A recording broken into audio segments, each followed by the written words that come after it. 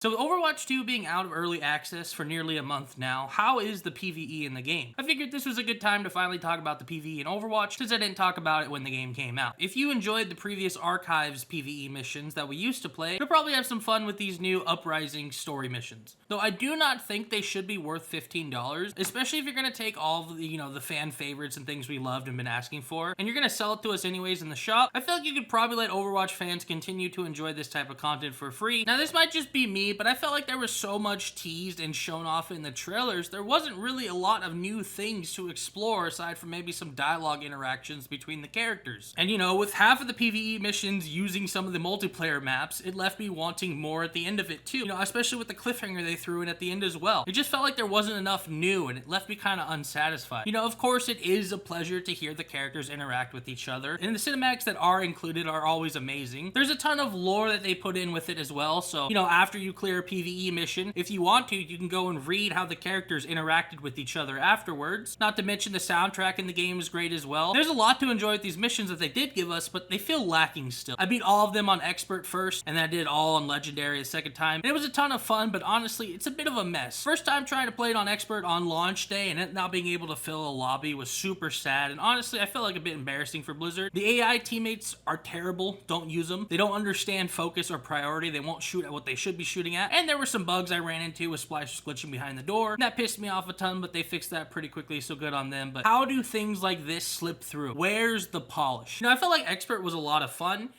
aside from the bad AI and the bugs. And then when I turned it up to Legendary, it just felt completely unfun and just hard for the sake of being hard. You're shooting at bullet sponges and you make one mistake, you go down. That just doesn't feel fun. Of course, it's satisfying once you get the clear, but the process of going through it, it doesn't feel fun. So before we move on to the Underworld event itself, one last gripe I have with the PvE missions is they made it sound like they voiced a ton of dialogue for the missions. 12,000 voice lines that they had recorded, and there was going to be a ton of dialogue. They kind of cheesed it there. They kind of lied a little bit. So it kind of kills the characters for me a little bit when they all react the same way to a situation. It just feels uninspiring to me. I think the more you play through it, then when you hear 4 other people say it, the exact same thing and basically the exact same way. I read you.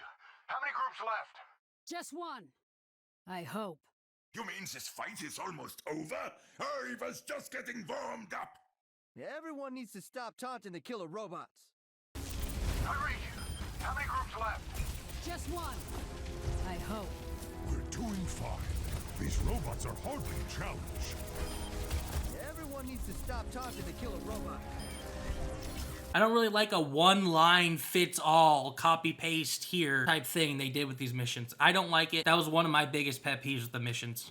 Now I want to talk about the PvE event side of the PvE update, and I just absolutely need to praise it. So while the Underworld mission is not the most amazing event ever Overwatch has ever thrown, it's basically one PvE mission with 3 different modes spread throughout the event. The mission isn't great. It's a bit slow. People even skip it at the start. But again, the interaction with the event I think was amazing. And what I mean by event interaction is it felt like an Overwatch 1 event to me. I had to return each week to earn something new. For me as a player, that is exactly what I want. I want a reason to come back to the game each time. And with Overwatch 2, that system just completely disappeared. And you could complete and earn everything that was supposed to take you, 3 weeks of an event. You can earn it in the span of like 5 hours, and you would just have no reason to play the other 3 weeks of an event or something like that, So if they don't use this new system to bring back event skins, despite the groundwork already being there, I'm gonna lose my mind. It's right there. They're one step away from bringing back good events in Overwatch. And lastly, I think the Underworld event missions leaving, it's kind of dumb. I don't think they should leave. I think they should put it into arcade, or they need to make another area for it somewhere in the PvE area, because